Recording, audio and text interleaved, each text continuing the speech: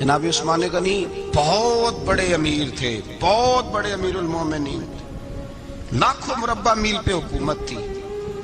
چند سو آدمیوں نے آ کے گھیر لیا عثمان غنی کے گھر کو، اور کربلا میں تو 3 دن پانی بند رہا ہے، حضرت عثمان غنی پہ 40 دن پانی بند رہا ہے، 40 دن۔ اور حضرت امام حسین کے خیموں کے گرد پہرا دینے کے لیے جناب عباس تھے۔ اور میں تاریخ کے سارے معتبر حوالے عرض کر سکتا ہوں کہ جب حضرت عثمان غنی کو خطرہ ہوا تو مولا علی شیر خدا نے امام حسن اور حسین کو تلواریں پکڑائیں اور فرمایا دروازے کے آگے کھڑے ہو جاؤ، کوئی بدبخت تمہارے خالو عثمان غنی کے دروازے تک جانے نہ پائے۔ اور اس دروازے سے پھر گیا بھی کوئی نہیں، اس لیے کہ وہاں حسنین کریمین کا پہرا تھا۔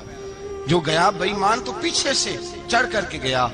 حضرت عثمان غنی لاکھوں مربع میل کا حکمران، جہاں جس کے پاس چند ووٹ ہوں وہ دندناتا پھرتا ہے، جس کے پاس 4 باڈی گارڈ ہوں اس کی بات وہ کرتا ہے تو ہوا میں۔ حضرت عثمان غنی کے پاس ہزاروں کی فوج ہے، چند 100 لوگوں نے آپ کے گھر کو گھیر لیا، شہید کرنا چاہتے ہیں۔ جناب عثمان غنی رضی اللہ تعالیٰ عنہ کے پاس حضرت علی رضی اللہ تعالیٰ عنہ، کئی اور لوگ گئے۔ کہا عثمان 3 باتیں ہیں، یا تو ہمیں اجازت دو، یا تو تم تھوڑی دیر کے لیے خلافت چھوڑ دو، حکومت چھوڑ دو، چند دنوں کے لیے کسی اور کو امیر بناؤ۔ جناب عثمان کہنے لگے مجھے تو حکومتوں سے دلچسپی نہیں، لیکن میں چھوڑ نہیں سکتا، اس لیے کہ میرے مصطفیٰ کریم علیہ السلام نے مجھے فرمایا تھا عثمان اللہ تجھے قمیض پہنائے گا، لوگ اتارنا چاہیں گے پر تم اتارنا نہ۔ فرمایا میں سمجھ گیا ہوں، اس سے مراد یہی ہے، میں نہیں چھوڑتا۔ کہا عثمان پھر اس طرح کریں، ہمیں اجازت دیں، یہ چند 100 لوگ ہیں، ہماری تلواریں چند منٹ میں فیصلہ کر دیں گی۔ جناب عثمان غنی فرمانے لگے میں نبی پاک کا شہر اپنی وجہ سے خون میں رنگ دوں، میری وجہ سے؟ نبی پاک علیہ السلام نے فرمایا تھا ایک مینڈا ہوگا، بکرا، جس کی وجہ سے میرے مدینے کی گلیوں میں خون بہے گا، میں وہ بکرا نہیں بننا چاہتا۔ فرمایا میں نہیں چاہتا میری وجہ سے خون بہے اور حضور کے مدینے میں بدامنی ہو۔ عثمان کی جان جاتی ہے تو جائے، پر نبی پاک کے مدینے میں شور نہیں ہونا چاہیے۔ اے پائے نظر ہوش میں آ، یہ کوہ نبی ہے، آنکھوں سے بھی چلنا یہاں بے ادبی ہے۔ تو کہا عثمان پھر اس طرح کرو، کچھ دنوں کے لیے مکے چلے جاؤ۔ میری بات کی سمجھ آ رہی؟ کچھ دنوں کے لیے مکے چلے جاؤ۔ تو جناب عثمان نے داڑھی پکڑ لی، کہنے لگے دیکھ رہے ہو ساری سفید ہو گئی ہے، میں نبی پاک کا شہر چھوڑ کے نہیں جانا چاہتا، میں رسول اللہ کے مدینے میں مرنا چاہتا ہوں، میں نہیں چھوڑوں گا حضور کا شہر۔ یہ انداز ہے جناب عثمان غنی۔ بڑا ستایا گیا حضرت عثمان غنی کو، پراپوگنڈے کیے گئے، آپ کے خلاف مہم چلی، عبداللہ ابن سبا نے بڑی مہم جوئی کی آپ کے خلاف۔ یہودیوں نے مسلمانوں کا روپ دھار کر بڑا آپ کو ستایا، تکلیفیں دی، جی آپ اپنے رشتہ داروں کو بڑا دیتے ہیں، فرمایا کرتے تھے جیب سے دیتا ہوں، مال خزانہ سے نہیں دیتا۔ حضرت عثمان غنی رضی اللہ تعالیٰ عنہ کو بڑا ستایا گیا۔ یہ وہ واحد ہستی ہے حضرت عثمان غنی، انہوں نے شہادت قبول کر لی لیکن تلوار نہیں چلنے دی، لوگوں کو ایک دوسرے کے گلے نہیں کاٹنے دی۔ وہ شخصیت ہے حضرت عثمان غنی کی، لیکن بڑا ستایا گیا، بڑا پراپوگنڈا۔ مجھے بتائیے اس کے بارے میں اللہ قرآن کی آیتیں نازل کر دے، اور جس کے بارے میں مصطفیٰ کریم ایک بار نہیں تین بار جنت کی بشارت عطا کر دے، کوئی بندہ ہمیں تاریخ بتائے، حوالے دے، کہانیاں سنائے، تو ہم اس کی کہانیاں دیکھیں گے یا نبی پاک کا فرمان دیکھیں گے؟ بولیں، جا کے بولیں، جا کے۔ کسی کہانی پر کبھی بھی کان، بس ایک حدیث میں نے بڑی دفعہ سنائی ہے، پھر سناتا ہوں، ترمذی میں ہے، نبی پاک جنازگاہ تک گئے جنازہ پڑھنے، یا رسول اللہ فلاں آدمی انتقال کر گیا، جنازگاہ تک تشریف لے گئے جنازہ پڑھانے، لیکن جنازگاہ تک پہنچ کر محبوب نے فرمایا اس کا جنازہ نہیں پڑھانا۔ یا رسول اللہ کیوں؟ فرمایا اس لیے کہ یہ عثمان غنی سے بغض رکھتا تھا۔ نبی پاک سید عالم صلی اللہ تعالی علیہ وآلہ وسلم نے خود اپنی زبان مبارکہ سے، ترمذی شریف میں حدیث موجود ہے کہ نبی پاک صلی اللہ علیہ وسلم احد پر گئے تو احد کانپنے لگا، تو حضور نے فرمایا احد ٹھہر جا، تیرے اوپر ایک نبی، ایک صدیق اور 2 شہید موجود ہیں۔ تو وہ 2 شہید کون تھے؟ ایک حضرت عمر فاروق، ایک حضرت عثمان غنی رضی اللہ تعالی۔ خود حضور نے فرمایا۔ حضرت عثمان غنی کی جو نانی ہے نا، یہ نبی پاک کی سگی پھوپھی ہیں۔ حضرت عثمان غنی رضی اللہ تعالیٰ عنہ کی جو نانی ہیں وہ حضور کی سگی پھوپھی ہیں۔ یہ چوتھی پانچویں نسل میں جا کے اللہ کے رسول صلی اللہ علیہ وسلم کا خاندانی بنتا ہے۔ اللہ کے محبوب علیہ السلام کی 4 بیٹیاں تھیں، اور چاروں کی چاروں حضرت خدیجۃ الکبریٰ رضی اللہ تعالیٰ عنہ کے بطن سے پیدا ہوئی تھی۔ 4 بیٹیاں۔ حضور صلی اللہ علیہ وسلم نے پہلے اپنی بیٹی حضرت رقیہ کا نکاح حضرت عثمان غنی رضی اللہ تعالیٰ عنہ کے ساتھ فرمایا، ان کا انتقال ہو گیا تو محبوب نے دوسری صاحبزادی جناب ام کلثوم رضی اللہ تعالیٰ عنہ کا نکاح حضرت عثمان غنی کے ساتھ فرما دیا۔ 2 شہزادیاں، 2 بیٹیاں۔ یہ جو کہا جاتا ہے نا عثمان ذو النورین، عثمان ذو النورین کا مطلب ہے 2 نوروں والا۔ 2 کچھ بادشاہ قسم کے لوگ ہیں، بیٹیوں کو نور مانتے ہیں، باپ کو نہیں مانتے۔ نبی پاک کی دونوں بیٹیوں کو نور مانتے ہیں، لیکن ان کے والد نبی پاک صلی اللہ علیہ وسلم کے بارے میں باتیں گول کر جاتے ہیں۔ 2 بیٹیاں نکاح میں آئیں تو کیا لقب ہوا؟ عثمان۔ اور مزے کی بات یہ ہے کہ حضرت عثمان کو ذو النورین مولا علی شیر خدا کہا کرتے تھے، حضرت علی کہا کرتے تھے عثمان تو ذو النورین ہے، 2 نوروں والا۔ بریلی کے امام فرمانے لگے تیری نسل پاک میں ہے بچہ بچہ نور کا، تو ہے نے نور تیرا سب گھرانہ نور کا۔ اور کہنے لگے نور کی سرکار سے پایا 2 شالہ نور کا، نور کی سرکار سے پایا 2 شالہ نور کا، ہو مبارک تجھ کو ذو النورین جوڑا نور کا۔ مبارک دے رہے ہیں دوسری شادی پر، کہتے ہیں ہو مبارک تجھ کو ذو النورین جوڑا نور کا۔ تو حضرت عثمان غنی رضی اللہ تعالیٰ عنہ 4 5ویں مسلمان ہیں۔ حضرت ابو بکر صدیق رضی اللہ تعالیٰ عنہ تاجر تھے، تاجروں سے ان کی دوستی تھی۔ حضرت عثمان غنی بھی تاجر تھے، تو جناب سیدنا ابو بکر صدیق نے انہیں تبلیغ کی تو وہ مسلمان ہو گئے۔ جب کلمہ پڑھا تو چچا نے باندھ دیا گھر کے اندر، کئی دن باندھے رکھا، کہنے لگا دین چھوڑنا پڑے گا۔ تو آپ نے فرمایا وہ تو جگہ ہی ایسی ہے جو ایک دفعہ گیا ہے دوبارہ چھوڑ سکتا ہی نہیں، ہو ہی نہیں سکتا۔ حضرت عثمان غنی سابقون الاولون میں سے ہیں، ابتدائی لوگوں میں سے۔ ان کی زندگی کے بڑے حسین واقعات ہیں، آپ جانتے ہیں۔ میں 2-3 باتیں صرف ان کی حوالے سے عرض کروں گا۔ ہر آدمی میں ہر صلاحیت ہوتی ہے، لیکن کچھ چیزوں کا غلبہ ہوتا ہے، کچھ چیزوں کا غلبہ ہوتا ہے۔ حضرت عثمان غنی میں 2-3 چیزوں کا بڑا غلبہ تھا۔ سخی تھے تو دریا سے بھی زیادہ سخاوت فرماتے تھے۔ مالاں والے سخی نہیں ہوندے تے سخیاں کل مال نہیں ہوندا، ایتھے اوتھے دوویں جہانی سخی کنگال نہیں ہوندا۔ حضرت عثمان غنی رضی اللہ تعالیٰ عنہ بہت بڑے سخی تھے، اتنے بڑے تھے کہ غنی کہہ دیا اللہ کے رسول نے۔ عثمان غنی تھے، ہر وقت ہی سخاوت، ہر وقت ہی سخاوت۔ اللہ کے رسول صلی اللہ تعالیٰ علیہ وسلم نماز پڑھ کے نکلے، جنت البقیع والی جگہ حضور کو پسند آ گئی۔ فرمایا کچھ صحابہ آتے ہیں یہاں تو انہیں سواریاں کھڑی کرنے کا مسئلہ ہے۔ آج کل نہیں مسئلہ ہوتا پارکنگ کا، اس زمانے میں اونٹ گھوڑے باندھنے کے لیے حویلی چاہیے تھی۔ تو حضور علیہ السلام آ کے بیٹھے تو فرمایا جگہ بڑی اچھی ہے، کبھی مل جائے نا تو صحابہ کو سواریاں باندھنے کے لیے اچھی رہے گی۔ عثمان پیچھے بیٹھے تھے، وہیں سے گردن جھکائی اور پیچھے سے نکل گئے۔ حضور نے فرمایا ادھر آؤ، کہاں جا رہے ہو؟ کہا یا رسول اللہ جو جگہ آپ نے کہی ہے میں دیکھنے جا رہا ہوں۔ تو حضرت عثمان غنی دیکھنے گئے، جب واپس پلٹے تو میرے کریم نے فرمایا عثمان دیکھ آئے ہو، دیکھ آئے ہو، دیکھ آئے ہو؟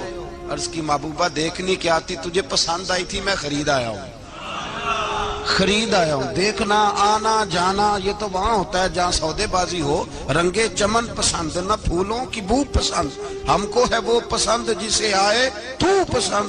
بات ختم ہو گئی، آپ کو پسند آئی تھی میں نے خرید لی۔ میرے رسول پاک صلی اللہ علیہ وسلم کے ساتھ پتہ نہیں لوگ کہاں بیٹھ کے دین پڑھتے ہیں، اختلاف ثابت کرتے ہیں۔ جو جگہ مصطفیٰ کو پسند آئی عثمان نے خریدی، اس جگہ پہ سیدہ فاطمہ الزہرا کا مزار بنا ہوا ہے۔ उस जगह बीबी पाक का मज़ार है जो हजरत सैयदना उस्मान गनी की खरीदी हुई है। इसका मतलब है ये जगह मुस्तफ़ा का भी पसंदीदा है, अहले बैत की भी पसंदीदा है। हजरत उस्मान गनी का मिजाज है, हुजूर ऐलान कर रहे थे, इसका मतलब है चंदे का ऐलान करना भी नबी पाक की सुन्नत है। इसलिए हम भी कभी कभी ये सुन्नत अदा कर लेते हैं। चंदे का हुजूर ने ऐलान किया, जैशे उसरा के लिए बहुत बड़ा लश्कर जाना था, फरमाया उठो भाई हिस्सा डालो। हजरत उस्मान ने दाएं बाएं देखा, कितने बहुत ज्यादा सिपाहियों के लिए बहुत ज्यादा सामान चाहिए, कहत का जमाना है। जनाब उस्मान उठे का या रसूलल्लाह 100 फौजियों का खर्चा, उनका घोड़ा भी दूंगा, घोड़े पर रखने के लिए या रसूलल्लाह सल्लल्लाहु अलैहि वसल्लम जो कजाबा होता है, काठी होती है, वो भी मेरी, फौजी की वर्दी भी मेरी, और जब तक वापस आएगा तब तक सारा खाने का खर्चा भी मेरा। नबी पाक सल्लल्लाहु अलैहि वसल्लम मुस्कुराए, फरमाया उस्मान अल्लाह तुझसे राजी हो। थोड़ी देर के बाद फरमाया फिर उठो भाई। दाएं बाएं देखा, कोई उठा ही नहीं। हजरत उस्मान फिर खड़े हो गए, कहा हुजूर 100 मेरा और शामिल कर ले। नबी पाक ने फिर ऐलान किया। हजरत उस्मान कहते हैं मेरे ना दिल को कुछ होता था, फिर उठे, कहा हुजूर मेरा तीसरा 100 भी शामिल कर ले। फरमाते हैं जनाब उस्मान गनी चौथी दफा मेरे मुस्तफ़ा ने ऐलान किया तो मुझसे ना ही रहा गया। मैंने कहा महबूबा ऐलान ना करो, आप इशारा करो, उस्मान के पास जो कुछ भी है वो मोहम्मद अरबी के कदमों का ही सदका है, आप ऐलान करो, हाजिर है, अर्श है, हाजिर है। फूक फूक के देना, देख देख के देना, ये तो वहां का सौदा होता है जहां सौदेबाजी होती है। लेकिन यहाँ तो या रसूल अल्लाह जब तक बिके न थे कोई पूछता न था, ये तो तूने खरीद कर हमें अनमोल कर दिया। और मुझे वो बात बड़ी पसंद है, मैं तन्हाइयों में किताब खोल के पढ़ता हूँ, तन्हाइयों में पढ़ता हूँ मेरे रसूल पाक सल्लल्लाहु ताला अलैहि वसल्लम। और मैं जब मुझे कभी लुत्फ लेना होता है तो मैं साहिब तबकात की ये रवायत खोल के बैठ जाता हूँ जब अपना मजा लेने को दिल करे। हजरत उस्मान गनी शहजादे थे, दौलतमंद बाप के बेटे थे, रईस आजम थे। अमीरों के बच्चे नाजुक मिजाज होते हैं, मूड के मालिक होते हैं।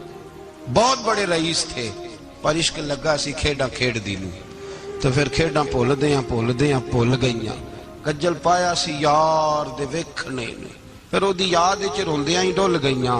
हैदर शाह इस गली कदे न रुलदी, पर हुण ते रुलदी 4-5 दिन के बाद मदीने आए, सफर पे गए हुए थे। हुजूर के पीछे नमाज पढ़ी तो महबूब के चेहरे पे जरा नकाहत है, कमजोरी है। हजरत बिलाल को मिले, कहने लगो बिलाल मैं 4 दिन बाहर रहा हूं, हुजूर के चेहरे पे कमजोरी क्यों है? जनाब बिलाल कहने लगे जा घर जाके पूछ ले।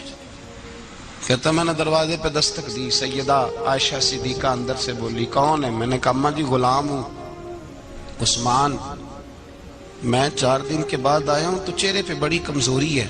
फरमाते जनाब आयशा हिचकी लेके रोई, क्या हुआ? तो कहने लगी उस्मान 4 दिन हो गए कौनैन के मालिक ने रोटी कोई नहीं खाई, एक प्याला दूध का एक खजूर। हजरत उस्मान गनी रज़ी अल्लाह ताला का, अम्मा जी आप पर्दे में नहीं चली जाती? शहजादा दौड़े गए, घर से अनाज की बोरी कंधे पे रखी, हर चीज उठाई। गुलाम कहने लगा मुझे दे दो, 20-20 नौकर हैं घर में। फरमाया नहीं ये मेरी ड्यूटी है, मैं नहीं करनी। उस्मान खुद गए, रसूल पाक के घर में झाड़ू दिया, चूल्हे में आग जलाई। हजरत आयशा कहती है मैं पर्दे के पीछे से देख रही थी, जब उस्मान फूंके मारते थे तो दाढ़ी से धुआं निकलता था। पर उस्मान जिसने पानी का प्याला भी खुद ने पिया था, उसने सालन पकाया, फिर रोटियां पकाई तो हाथ जले, खाना पका के और दस्तरखान लगा के मस्जिद में हाजिर हुए। कहा महबूबा अगर मेहरबानी करें तो घर नहीं आते? हुजूर तशरीफ लाए और जब पहला लुकमा तन तंदूर हड्डां दा बालन ते असी हावां नाल तपाया, कप कप मुकियां पेड़े कीते, उत्तों इश्क पलेथन लाया, तन दी हांडी मन दा सालन, उत्तों लून सबर दा पाया। गुलाम फरीदा मैं सारी तेरी, तेनू अजे यकीन नहीं आया? का महबूब यहाँ बैठे तो सही, यहाँ बैठे तो सही। हुजूर तशरीफ फरमा हुए और पहला लुकमा जब नबी पाक ने मुंह में रखा तो उस्मान तड़प के रोए। 600 दिनार नीचे रखे, یا رسول اللہ میں نے دولت کو آگ تو نہیں لگانی اگر تیرے کام نہ آئے.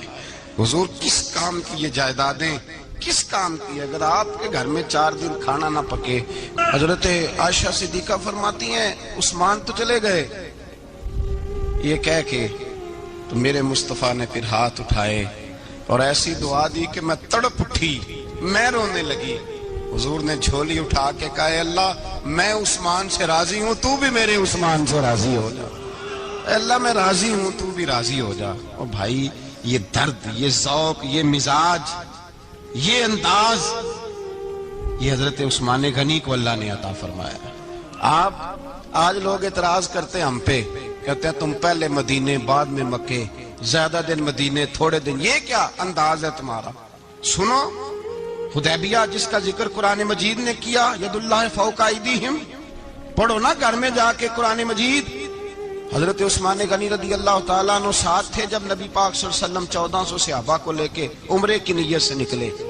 حدیبیہ کی مقام پر کافروں نے روک لیا, کہا عمرہ نہیں کرنے دیں گے. حضرت سیدنا عثمان غنی کو نبی پاک نے سفیر بنا کے بھیجا. جناب عثمان غنی کئی سالوں کے مکے سے بچھڑے تھے, سامنے کعبہ نظر آیا, احرام بندھا ہوا ہے. جب سفیر بن کے گئے تو ابو سفیان کہنے لگے عثمان ہم تیرے رسول کو تو ابھی عمرے کی اجازت نہیں دیتے, باقی لوگ تو نہیں آتے, وہ سامنے کعبہ ہے, وہ حجر اسود ہے, وہ سارا کچھ ہے, طواف کرنا ہے تو کر لو, استلام کرنا ہے تو کر لو, اگر تم نے کعبے کے اندر نماز پڑھنی ہے تو پڑھ لو, صفا مروہ کے پھیرے لگاؤ, تمہیں اجازت ہے. نبی عثمان غنی فرمانے لگے قسم ہے رسول کی زلفوں کی, جب تک میرے مصطفیٰ طواف نہیں کریں گے عثمان بھی کوئی نہیں کرے گا. عثمان بھی وہ کون سا طواف ہے جس میں طواف اور مدینے والا نہ ہو؟ وہ کون سا عمرہ ہے جس میں عمرہ ہو اور رسول پاک نہ ہو؟ وہ کون سا حج ہے جس میں حج ہو اور امام الانبیاء نہ ہو؟ بریلی کے امام بول پڑے, فرمانے لگے حاجیو آؤ شہنشاہ کا روضہ دیکھو, کعبہ تو دیکھ چکے اب کعبے کا بھی کعبہ دیکھو. اور فرمانے لگے غور سے سن تو رضا, کعبے سے بھی آتی ہے صدا, میری آنکھوں سے میرے پیارے کا روضہ دیکھو. یہ ہمیں حضرت عثمان غنی نے سکھایا ہے عقیدہ, یہ عقیدہ حضرت عثمان غنی کا ہے. بات دور نکل جائے گی. محبت معیار ہوتی ہے, محبت روح ہوتی ہے, محبت اصل ہوتی ہے. حضرت عثمان غنی رضی اللہ تعالیٰ عنہ سے کسی شخص نے کہا کہ عثمان کوئی تبدیلی بھی آئی نبی پاک کے غلام بننے کے بعد؟ حضور کے غلام بننے کے بعد کوئی تبدیلی بھی آئی؟ لوگ اپنی اپنی تبدیلیاں بتاتے رہے. جناب عثمان غنی نے 2 جملے کہے, لوگ کہتے ہیں ہماری چیخیں نکل گئیں, یہ معراج حضور سے پیار کی محبت اور عشق کا یہ رنگ عثمان غنی کا. حضرت عثمان غنی کہنے لگے تم تبدیلی کی بات کرتے ہو, میں نے جب سے نبی پاک کے ہاتھ میں سیدھا ہاتھ دے کے بیعت کی ہے, میں نے یہ ہاتھ دوبارہ کبھی گندگی کو نہیں لگایا. اور فرمایا جب سے پہلی نظر سے جلوہ والضحیٰ دیکھا ہے, میں نے اس کے بعد اپنی شرمگاہ کو بھی کبھی نہیں دیکھا, اس لیے کہ ان آنکھوں میں رسول اللہ کے جلوے رچ بس گئے. یہ معیار پیدا کیا جناب عثمان غنی نے. اور مدینہ منورہ سے جو محبت ہے نا مسلمان کی, اس کا اگر اصل رنگ دیکھنا ہو تو جناب عثمان غنی کو زندگی کو دیکھا جائے. اصل رنگ. حضرت سیدنا عثمان غنی با حیا بڑے تھے. کیا بڑے تھے؟ کچھ لوگ بے حیا ہوتے ہیں, کسی کو بھی نہیں چھوڑتے, نہ صحابہ کو, نہ اہل بیت کو, نہ کسی اور کو. عثمان با حیا بڑے تھے. کتنے؟ حضرت عائشہ صدیقہ فرماتی ہیں, مشکات میں مسلم میں موجود ہے, آپ فرماتی ہیں نبی پاک بیٹھے تھے تو حضور کی نا پنڈلی مبارک, مرد کے لیے حکم ہے ناف سے گھٹنے تک چھپا کے رکھے, پنڈلی ننگی ہو بھی جائے نا یہ پنڈلی تو اس کی اجازت ہے شریعت میں مرد کے لیے. فرماتی ہیں اللہ کے محبوب لیٹے ہوئے تھے اور حضور کی طامت پنڈلیوں سے تھوڑی اونچی تھی, تو حضرت ابو بکر صدیق آئے تو نبی پاک نے فرمایا آ جاؤ. حضور لیٹے رہے. ماتی تھوڑی دیر گزری تو حضرت عمر فاروق آئے, حضور اجازت ہے, تو نبی پاک صلی اللہ علیہ وسلم نے فرمایا آ جاؤ. نبی پاک لیٹے رہے. چند لمحے گزرے تو عثمان غنی آ گئے. حضور آ جاؤ. فرمایا 1 منٹ. اللہ کے حبیب اٹھے, طامت مبارک کو سمیٹا, پنڈلیوں کو ڈھانپا, حضور بیٹھے, عثمان آئے, باتیں ہوئی, چلے گئے.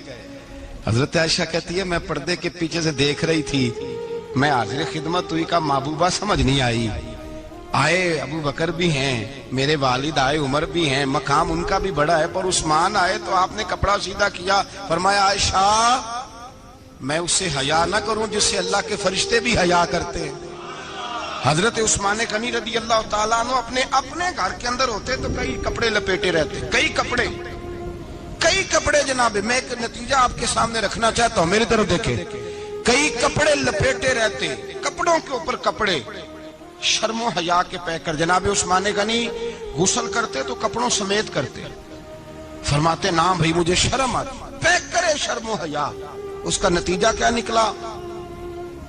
حضرت رقیہ رضی اللہ تعالیٰ عنہ کے ساتھ جناب عثمان غنی کا جب نکاح ہوا تو ابھی پردے کی آیتیں نہیں آئی تھی، شرم و حیا کے پیکر تھے، ابھی پردے کا حکم نہیں آیا تھا، صحابہ بے دریغ آتے جاتے تھے ایک دوسرے کے گھروں میں۔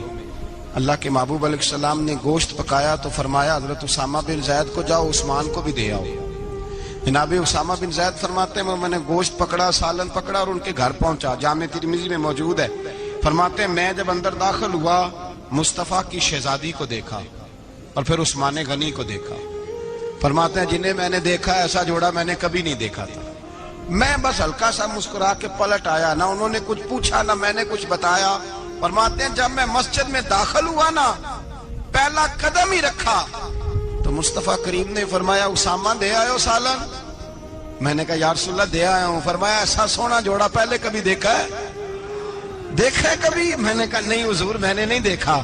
تو میرے مصطفیٰ کریم علیہ، یہ لفظ ترمذی کے نہیں، شاہ ولی اللہ صاحب نے ازالۃ الخفا میں لکھیں، میرے محبوب پاک علیہ السلام نے فرمایا عثمان کی شکل ایک تو جد الانبیاء ابراہیم خلیل اللہ سے ملتی ہے، اور دوسرا فرمایا اگر کسی نے میرے جلوے دیکھنے ہو تو وہ بھی عثمان کے چہرے میں نظر آئیں گے۔ او نوجوانوں پیغام دے رہا ہوں، رزلٹ نکال رہا ہوں، بے حیائی بے شرمی کی گفتگو والے کے چہرے پہ حسن نہیں آتا، تو حیادار بنتا جا، رب تعالیٰ تجھے حسن و جمال عطا فرماتا جائے گا۔ جتنا حیا تیرے اندر ہوگا اتنا نور تیرے مکھڑے پہ ہوگا، جتنی شرم میں تو لپٹا ہوا ہوگا اتنی اللہ تجھے تازگی عطا کرے گا۔ میرے صاحب فرمایا کرتے جو گند بولتا ہے اس کے چہرے کا حسن سب سے پہلے چھن جاتا ہے، اور فرمایا جو بری باتیں سوچتا ہے جس کی سوچ بری ہوتی ہے سب سے پہلے اس کے چہرے کا حسن بگڑتا ہے۔ اگر چاہتا ہے تازہ رہے، ٹھنڈا رہے، نورانی رہے، تو پھر حضرت عثمان نے تجھے بتایا ہے کہ شرم والا بن کے رہ، اللہ سب سے زیادہ حسن تجھے ہی عطا فرما دے گا۔ زیادہ بولنے والا، زیادہ باتیں کرنے والا، جو منہ میں آیا کہہ گیا، اس آدمی کی نورانیت چلی جاتی ہے۔ اگر لوگ وہ کریموں سے نہیں آتا اور نائی کے پاس بیٹھ کے چہرے پہ روز نیا ڈیزائن نئی لکیر بنوانے سے حسن نہیں آتا، حسن شرم و حیا سے آتا ہے۔ یہ جو ہم عارضی حسن خرید کے لاتے ہیں نا 4 پیسے کا، یہ ماند نہیں پڑتا، یہ تباہ کرتا ہے اور یہ تباہ ہو جاتا ہے۔ کچھ لوگ ایسے ہوتے ہیں، کچھ لوگ جن کے پاس بیٹھنے کو اتنا دل نہیں کرتا جتنا ان کا چہرہ دیکھنے کو دل کرتا ہے۔ ان کے پاس بیٹھنے کو بعضوں کا دل کرتا ہے کہ بس نہ ذرا، اور طبیعت آج میں ہو کے آیا ہوں استاد جی صادق صاحب رحمۃ اللہ علیہ، میں نے ان بزرگوں کو دیکھا ہے، ہم نے نظر بھر کے آنکھوں میں آنکھیں ڈال کے تو بڑا کم دیکھا ہے، ہم چوری دیکھا کرتے تھے، چوری میں ویکھاں تے میرا یار نہ ویکھے، تو جی میں نام ویکھاں تے ہو ویکھے، ہم لوگ چوری دیکھا کرتے تھے۔ میں نے اپنے حضرت صاحب کو بھی شاید ہی کبھی آنکھوں میں آنکھیں ڈال کے دیکھا ہو، تبھی دیکھا ہے جب وہ کسی اور کو دیکھ رہے ہوتے تھے۔ بھائی ان لوگوں کے اندر کا حسن، شرم و حیا، معصومیت بن کے ان کے چہروں پہ نکھر آتا تھا۔ حضرت عثمان غنی کی شرم و حیا نورانیت بن کے ان کے چہرے پہ آ گئی تھی۔ جناب عثمان غنی پیکر شرم و حیا تھے۔ ایک بات کر دوں اور ختم کروں، حضرت عثمان فرمایا کرتے تھے مجھے 3 باتیں بڑی پسند ہیں۔ کتنی؟ سارے بولے ہو کتنی جی؟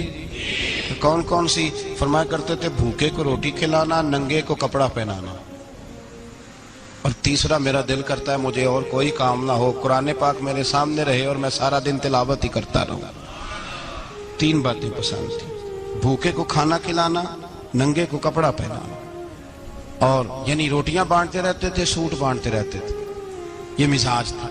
فرماتے تھے میری پسند ہے۔ تیسرا میرا دل کرتا ہے کہ قرآن مجید پڑھا رہے اور میں وہ کنویں کی بات بڑی معروف ہے، میں نے بس اشارہ کرنا ہے۔ نبی پاک نے بھی اعلان کیا تو بڑا ہی اعلان کر دیا، فرمایا وہ میٹھے پانی کا کنواں ہے، قبضہ یہودی کا ہے، جو بندہ خرید کر وقف کرے گا نا اسے کیا ملے گا؟ تو حضور نے فرمایا میری جیب میں جنت کی ٹکٹ ہے، میں اسے جنت دے دینی، یہ ہے عرض جنت، یہ طیبہ کی زمین ہے، جنت بھی یہی، مال کے جنت بھی یہی ہے، جنت لے لے مجھ سے، لے لے۔ حضرت عثمان غنی گئے، اس کو کہا بھائی کنواں میرے ہاتھ بیچ دے۔ کنویں کی قیمت تھی 500-700 دینار، تو حضرت عثمان 500-600 دینار کل کنویں کی قیمت تھی۔ جناب عثمان غنی گئے، یہودی کو پتا تھا کہ یہ خریدنا چاہتے ہیں، فرمایا یار یہ کنواں بیچ دو، کہنے لگا نہیں بیچنا، فرمایا قیمت منہ مانگی، کہنے لگا قیمت میری مرضی کی، کہا تمہاری مرضی کی، اپنی اپنی اوقات ہوتی ہے نا قیمت لگانے کی، تمہاری مرضی کی۔ کہنے لگا میری شرط ہے میں ایک دن کے لیے کنواں دوں گا، ایک دن میں ایک دن آپ۔ فرمایا یہ بھی منظور ہے۔ کتنے پیسے؟ اس نے کہا میں 3000 دینار لوں گا، 500-600 کا ہے۔ حضرت عثمان غنی فرمانے لگے تو نے اپنی اوقات کے مطابق 3000 مانگا ہے، میں 40,000 لے کے آیا تھا، اپنی اوقات کے مطابق مانگا، 40,000 دینار میری جیب میں۔ یہودی کہنے لگا عثمان تو تاجر ہے، اور عام تاجر نہیں، عالمی سطح کا تاجر ہے، لوگ تیری تجارت کی مثالیں عرب میں دیتے ہیں، پر 500-600 کا کنواں 40,000۔ فرمانے لگے مسئلہ کنویں کا نہیں، مسئلہ مصطفیٰ کے فرمان کا ہے، وہ جو حضور کا فرمان پورا کرنا ہے نا، اس کے لیے 40,000 تھوڑے ہیں، میرے پاس تھے ہی اتنے جو لے کے آیا ہوں۔ حضرت عثمان نے پیسے چکائے، اس نے کہا ایک دن پانی ملے گا، فرمایا منظور ہے۔ وہ ایک دن بیچا کرتا تھا پانی، حضرت عثمان نے اعلان کر دیا جو میرا دن ہے نا فری پیو۔ ملا رومی رحمۃ اللہ علیہ فرماتے ہیں کنویں سے سادہ پانی نکل جائے تو تازہ آ جاتا ہے، اور اگر پانی کنویں کے اندر رہے سارا ختم نہ ہو تو باسی ہو جاتا ہے۔ اس لیے فرمایا کرتے تھے میں اس کنویں سے پانی پیتا ہوں جس پہ رش زیادہ ہوتا ہے، اس لیے کہ وہاں سے پانی ختم ہوتا ہے تو تازہ آتا رہتا ہے۔ فرماتے تو اللہ کے راستے میں سارا خرچ کر دے، اللہ تازے عطا کر دے گا اور پہلے سے زیادہ عطا کر دے گا۔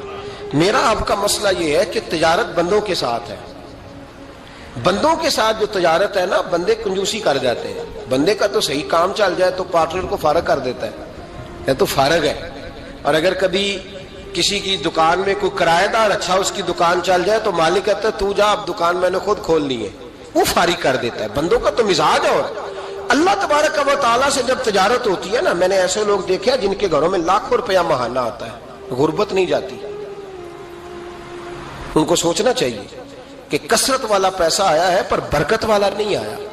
حضرت عثمان غنی رضی اللہ تعالیٰ عنہ فرماتے ہیں کہ میں نے پہلے بھی میں بڑا تاجر تھا، لیکن جب سے مصطفیٰ کے نام پر خرچ کرنا شروع کیا، پھر کہاں کہاں سے آیا کب، اور بڑی سیانی بات فرماتے ہیں۔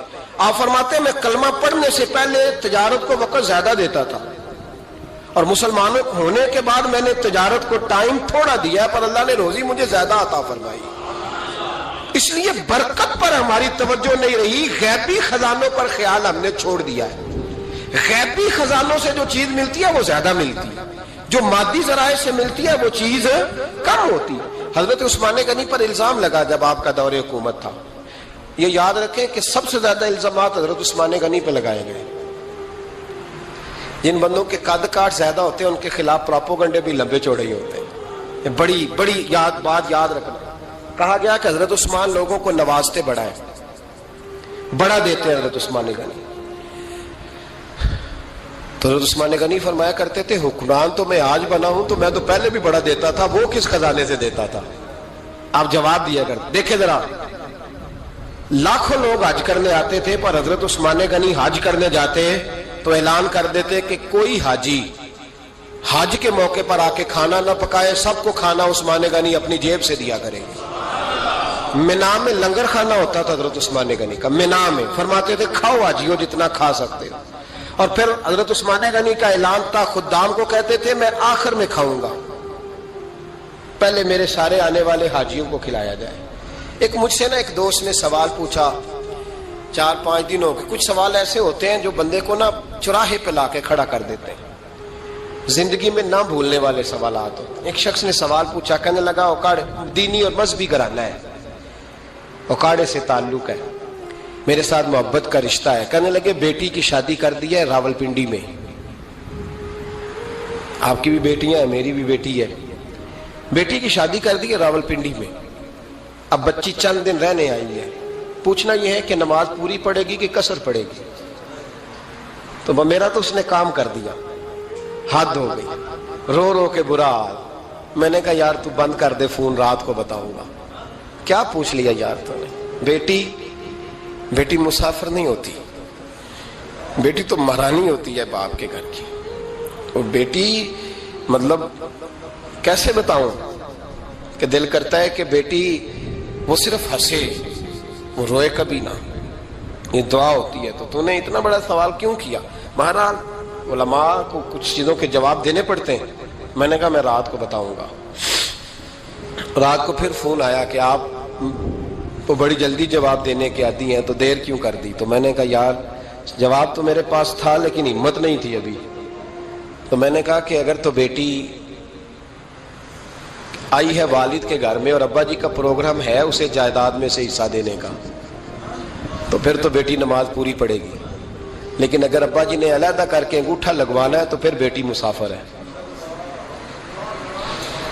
اگر ابا جی نے اس کو علیحدہ کر کے انگوٹھا لگوانا ہے نا کہ دے دے بھائیوں کو, خیر ہے تیری شادی پہ خرچہ کر دیا ہے.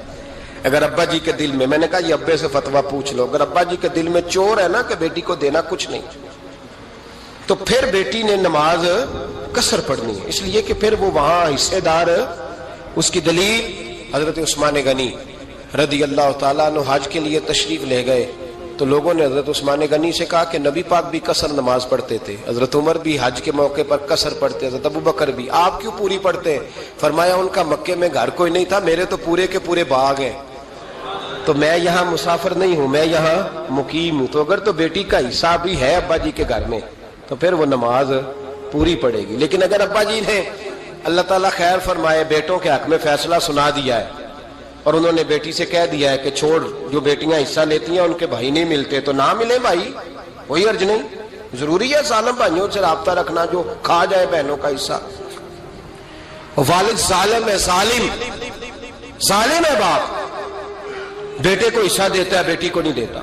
اور یہ 1.5 مربے والے جاگیردار کی بات نہیں کر رہا جس کا 4 مرلے کا مکان ہے, اس کی بیٹی کا بھی حصہ بنتا ہے. کیوں کھاتے ہو بیٹیوں کا حصہ؟ ڈر نہیں آتا اللہ تعالیٰ سے؟ کیوں کھاتے ہیں لوگ بیٹیوں کا حصہ؟ جب اللہ رسول نے رکھا ہے تو کیوں کھا جاتے اور پھر کہتے ہیں جناب بڑا پیار ہے بیٹی سے, رونے دھونے کے لیے پیار ہے. تو یاد رکھیں حضرت عثمان غنی رضی اللہ تعالیٰ عنہ کا لنگر چلتا تھا. تو میرے بھائی ایک اور بہت بڑی خوبی حضرت عثمان غنی کی تیسری وہ یہ تھی کہ آپ میں اللہ نے بہت زیادہ حیا رکھی تھی. آج نا اگر آپ ناراض نہ ہو تو ہماری حکومتوں میں جو بدتمیز زیادہ ہوتا ہے اس کا عہدہ زیادہ ہوتا ہے, اس کو اچھا عہدہ ملتا ہے جو بدتمیزی زیادہ کرتا ہے. اور ہمارے ہاں نوجوان سمجھتے ہیں کہ کھل کے پھرنا, کھل کے کھانا, مرضی کا لباس پہننا. ہمارے ایک بزرگ فرمایا کرتے تھے جب سے پیسے لوگوں کے پاس زیادہ آئے ہیں لباس چھوٹے ہو گئے, پیسہ زیادہ آ گیا کپڑے جسموں پہ سکڑ گئے. لوگ سمجھتے ہیں کہ بس جو دل میں آئے کہہ دینے کا نام جمہوریت ہے, آزادی رائے ہے. حضرت عثمان غنی رضی اللہ تعالیٰ عنہ شرم و حیا کے پیکر تھے, بڑا پیسہ تھا, بڑا کچھ تھا, لوگ ڈرتے تھے, سردار بھی تھے, جو چاہتے کر سکتے, روب طاری ہوتا.